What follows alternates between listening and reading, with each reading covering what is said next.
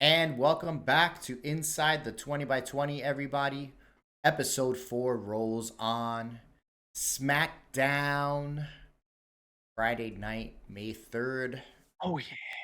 This SmackDown took place in an arena that I cannot pronounce the name of, but it was in France. Oh, France. Wait, it was also where cinema The was location created. is what I can't pronounce. Yes. The name of the arena is the LDLC Arena. And the crowd was hot right from the start. The crowd was hot the entire weekend. The whole weekend. Oh, my God. We saw a couple shots of some superstars arriving at the arena. Bailey then comes out for the opening 8 women tag match. Bailey, Bianca Belair, Jade Cargill, and Naomi defeated Damage Control 10 minutes and 16 seconds. Tiffany Stratton also on that other 4-woman team.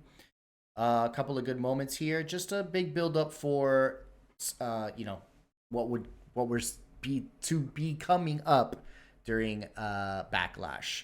Then we had Authors of Pain versus New Catch Republic. Authors of Pain picking up a well-needed win versus New Catch Republic, 10 minutes and 26 seconds. Tokar and Akam and Razor take the W there. Kevin Nash should come back just to be their manager. Kevin Nash? Why Kevin Nash? Shredder. Oh God. Oh, okay.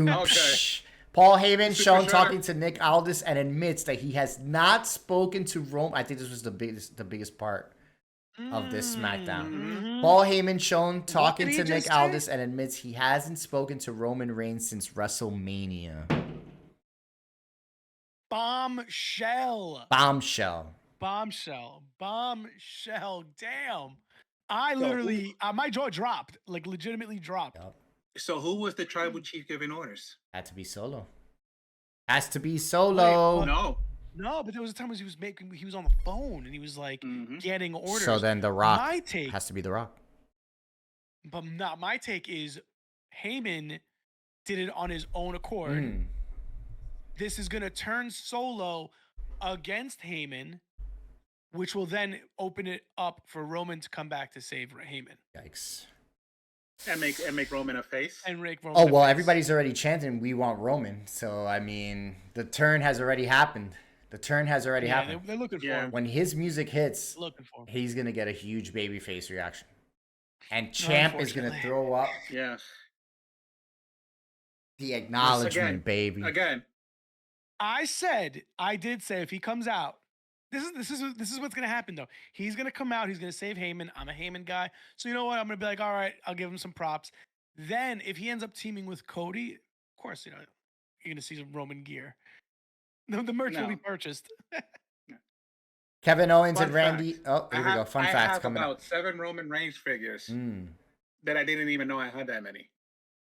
They made that many? No, they definitely made that many. 7 figures I did not know I had. One, You know what? one figure. One for every match you fucking. One for every match he cheated to win. Every title defense. Listen, hold on. I want to say also, Cody Rhodes has defended his title 4 times since he won it at Mania last month. Roman defended been it. Has 4 it really times? been 4 It's times? been 4, including Jay. no, but including what's it called? Including dark matches and house shows. Oh, house shows. Including dark Okay. matches and house Oh. shows. Roman Okay. defended his title once between Royal Rumble and WrestleMania. All right, well, It's once a season. different- right? You get And the memo? 5 times last a different year. show to debate who's the better champion already, but Cool. we'll have that show at some point. I don't think the wrestling community. They're not ready for that. ready for Up that. next, Kevin Owens ready and for Randy that. Orton hosting the RKO show together for the first time. Heyman is their special guest, tries to talk them out of backing out of the tag team match at Backlash. Solo Sikoa and Tama Tonga attack them from behind and a brawl breaks out. After all that was over, LA Knight takes out. LA Yeah. Knight comes out, to have a random match against Angel. LA Knight. Oh, Angel. Angel. Garza. Yep. LA Knight gets the win, 6 minutes and 43 seconds. Nothing much to talk about there. Street Profits versus A-Town Down. Before that, we see Carlito giving an interview backstage when Dragon Lee attacks him. In the back of the arena, Montez Ford and Angelo Dawkins come out through the crowd in their old gear to take on Austin Theory and Grayson Waller for the tag titles. A-Town Down still get the dub. 8 minutes and 4 seconds to close out SmackDown with the Tag Team Championship. What'd you guys think of this show? I thought pretty uneventful, but I think the bombshell, obviously. Good I mean, setup. Yeah. Yeah, it was a nice, safe show. Yeah. For the PLE the next night. I gotta say though, France itself was its own match. Like the crowd gets an A+ for me. The crowd was everything this weekend. The crowd was set up the perfect atmosphere for one of the best pay-per-views I've seen. PLEs I've seen in a while. Oh, and I forgot to mention there was a promo between Cody and AJ Styles at the end of SmackDown where they were kind of about to go too sweet each other, and then AJ Styles ends up smacking him across the face, and that was how SmackDown ended. Pretty good ending, guys. Let's roll right into WWE Backlash from yesterday. Oh my God. The first ever premium live event from France. And let's talk about records, because records are meant to be broken. That's very true. WWE's Backlash from France has broken the all-time gate for WWE, not just overseas, but of all time. All time. Now I'm interrupting. I'm grabbing the microphone. According to Roman fans, whenever Roman broke a record, he was a GOAT. Now that but Roman wasn't really breaking records. WWE was breaking records as a whole. So according to that, level of playing field, that since WWE broke this record of all time, doesn't that solidify Cody Rhodes as the all-time greatest? No. Or are we going to start making up excuses and backtracking on all the Roman stuff?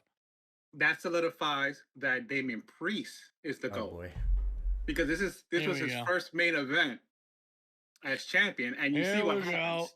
You see what happens? I think that it's a combination of everything, all the hype, and obviously Cody and Damian on the same event, both defending both championships for the first time, so is the contributing factor to that. Tell us the interesting fact. AJ Styles, the phenomenal one, did something that no living man has ever done. Oh, with the shaking of the camera? No. He has fought father and son for world titles. Yeah, that's right. That's very true. That is very true. And his gear was reflective of him beating Dusty Rhodes for that world title. Yup. It was a good setup. It was definitely the package for that match was great. Yes. The package and online, everyone who's put together like clips and stuff, like putting some OG TNA stuff together and creating those little packages. They were great set. It was a great setup. The match was perfect. Absolutely. It was a good match. Absolutely. All right. Oh, first we got to talk about the first Let's talk about the card. The first match. Let's go right into it. The first match just started off as an all-out brawl that so at one point I didn't think a match was even going to happen. The Bloodline and Kevin Owens and Randy Orton. That was the best way to open up that match. Oh, it was the best way to open up the perfect intro for that match. And then, of course, we had Nick Aldis come out and just say, you know what? You guys don't want to listen to rules? Well, then guess what? He said, I think he cursed in French. And then he said, this is now a street fight. Go ahead, do whatever it is. And let me tell you, they did it all. Hold on. Before we get into the nitty-gritty of the match, did you see how over Randy Orton was with that crowd? They sang the entire I mean, that was perfect. France was all of the baby faces were over and all of the heels got booed. So it's funny, but it was great. I watched it again today. I had to. had to watch it again today. And I was sitting there with my wife, and she was saying, she goes, the crowd is rooting for both of them. Like when like AJ Styles came out, the crowd. Oh yeah, it was pretty insane. And then Cody came out. She goes, who do they want to win? Yeah. I'm like, it's just a great match in total. Just you just gotta watch it. It would have been a travesty. Yeah, because one thing to consider is and my that 2-year-old AJ goes, Styles. "Whoa." AJ Styles was a global wrestler. You know, he just wasn't an American wrestler, and as was Cody. Right. Yeah. You know what I'm saying? So they have those fans across the pond. So the Bloodline eventually in 20 minutes gets the win, but only because we have the debut of Tanga Loa. Well, I should say the return. Here it goes again. The return of Tanga Loa. Of Camacho. The return, right? Camacho, yeah. Because he was in... he went from being Mexican to a Tongan. That's right. For those of you that don't know, Tonga was in WWE at one point. Yeah, go look that up. So he comes in and he is now the newest member of the Bloodline. The Bloodline is expanding. The MVP, though, of that match is the ref, because Tanga Loa missed his cue and came out that was close. a second too late, and the ref pulled himself out of the ring. Yeah, that was funny. Yep, that was and then funny. he took a punch to the face for it too by mistake when he was getting pulled out. Not gonna lie, that spot with Kevin Owens on the top turnbuckle. Oh, with the suplex. Was it the Falcon Arrow off the top? No, it wasn't a Falcon Arrow. It was Falcon Punch. No. Donkey Punch? What? It was a package neck breaker. I don't know, but it was dirty. It was dirty. Shout out to Tama for the sell. Laugh? Yeah. Do you want to laugh though in total? So I was at my mother's house watching it, and my nephew was there. My nephew's never watched wrestling before. He's only 6. And he goes, and I'm like, yo, sit with me. Let's watch some wrestling. He's like, I don't like wrestling. I'm like, but why don't you like it? He goes, well, they don't punch or kick. And I go, all right, I don't know who is telling you what about wrestling, but sit down. Let's watch this match. His very first match, his introduction to wrestling was that match. He goes for a 6-year-old, he's like, he hit him with a garbage can. He threw him through a table. And I'm like, next time your dad pulls out a table, tell him to put through you. See if it doesn't hurt. It was great. I just traumatized. Great match, and obviously there's a lot of things that are left unsettled there, and it just makes you want to tune into SmackDown and see what happens next with the Bloodline and Paul Heyman. Then we had the WWE Women's Title Triple Threat match. Bayley picking up the dub versus Naomi and Tiffany Stratton. Great showing from Tiffy time. I think she needs she deserves her one-on-one shot soon. Absolutely. They should have her chase though a little bit longer and keep Bayley with the title for a while. But Tiffany, but this is one of those situations where they need a mid-card women's title. Yeah. They should definitely make like an intercontinental type title for the women. Bayley gets the dub. Great match.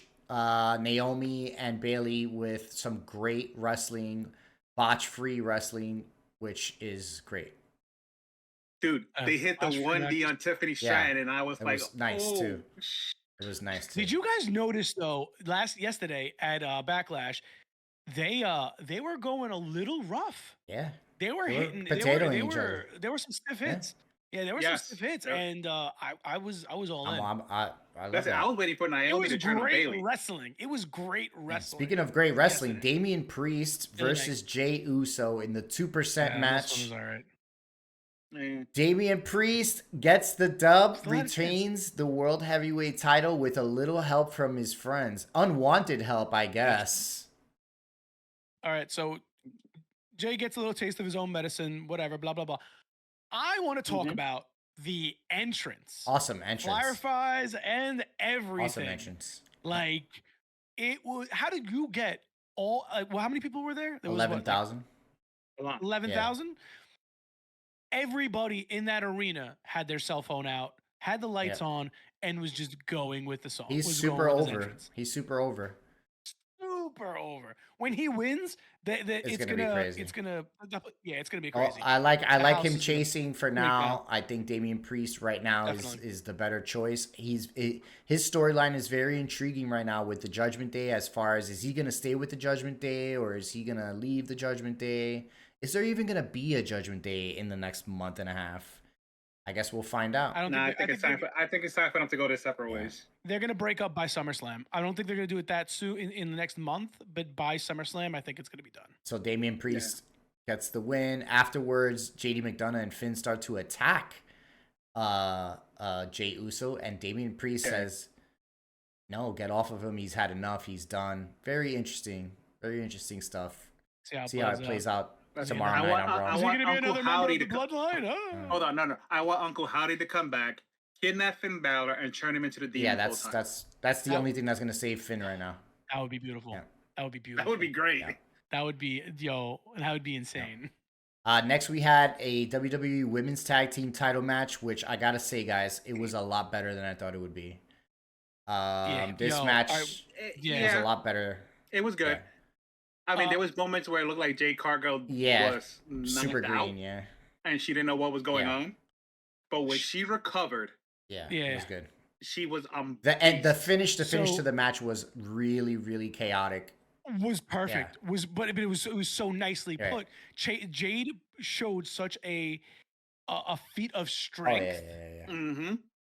It was my jaw dropped, and I haven't marked out for a match like that in a while.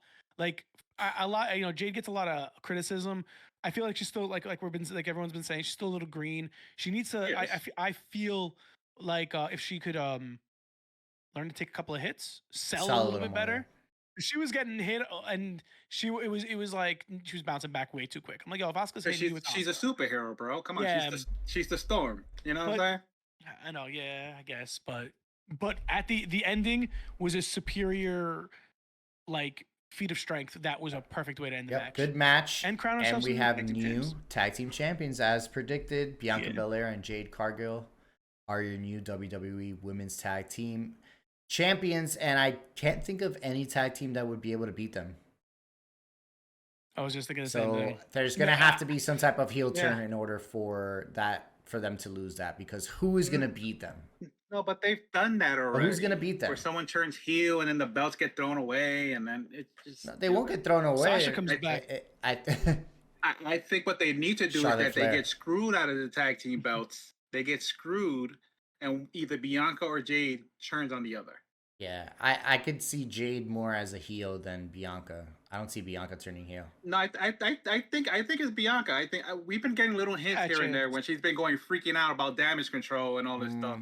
And Jade's been the one to calm her down. Maybe. I think Bianca's the one that'll probably go heel. See what happens. Well, for now, they're the new tag team champs. Looking forward to hopefully seeing Jade improve week to week. Also, when was the last time a title changed hands overseas? I don't remember. I think this was the first time it's happened in years. Not sure. I know it's the first time in France. It's the first time in France. Could be that. All right, so I would have to think about that. All you guys listening at home, when you just throw that, send us an email. Inside the 20x20 at tcrnetwork.com. Yeah, let us know. Let us know. Give us some. Let us know. Teach us something. And then finally, the main event for the WWE Undisputed Championship. Cody Rhodes defeated AJ Styles. 28-minute match. Great match. Beautiful back and forth. Actually thought AJ had him a couple times.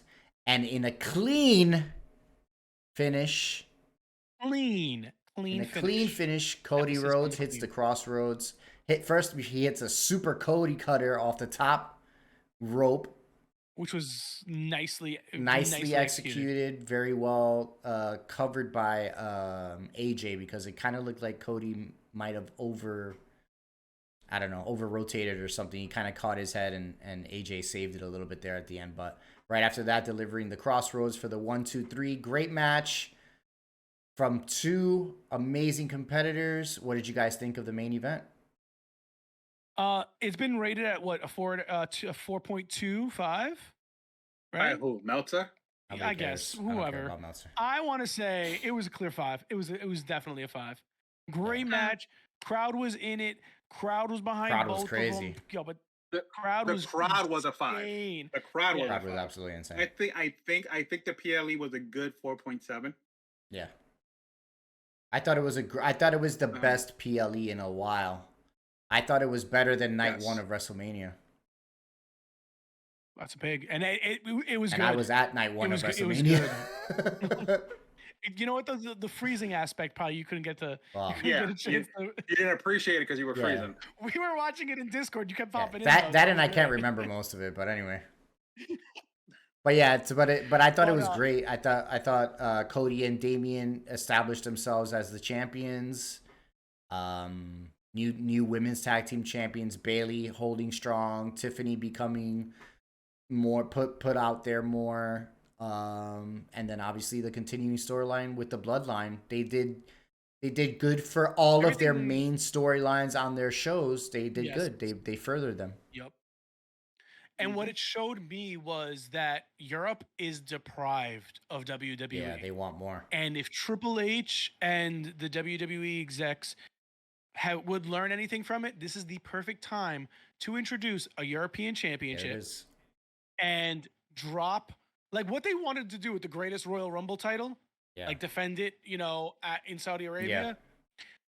Perfect opportunity. Make a European title can only be defended overseas, and become more and have more matches overseas, have more cards overseas, because everything I saw when they were in Italy, Austria, France, every night they were there, when I saw it on Instagram, it was packed and the crowd was just, it put us to shame. Yeah. It put the United States to shame.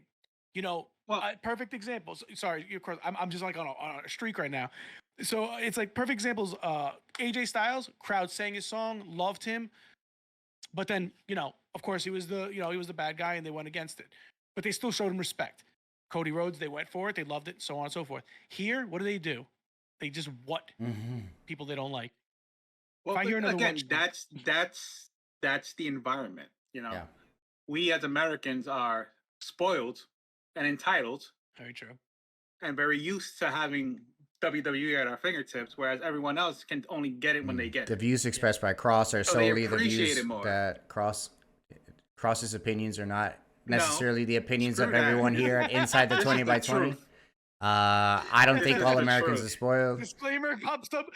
Disclaimer pops up on screen. So just want to throw that in there. Just want to throw that in there. Yep.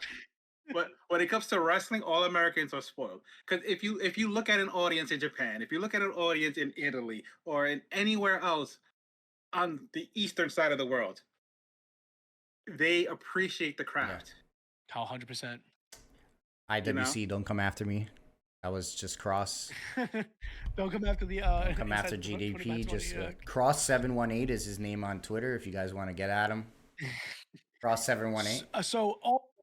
I wanted to piggyback off of the clean championship win. It's the first time in 2 years? First time in 2 years, a clean dub. 2.5 years. 2.5 years for a clean win for the WWE Undisputed Championship.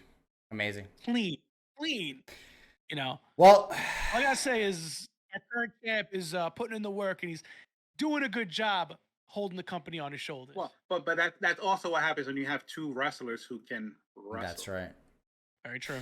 Very true. That yesterday Backlash was the perfect example of what great wrestling was. They let the wrestlers go out, do their thing, and it definitely not just great wrestling, but great storytelling too. Yes. Yep. All right, everybody. Well, stick around. We'll be back with some final thoughts right after this short commercial break. Inside the 20 by 20 comes right back at ya.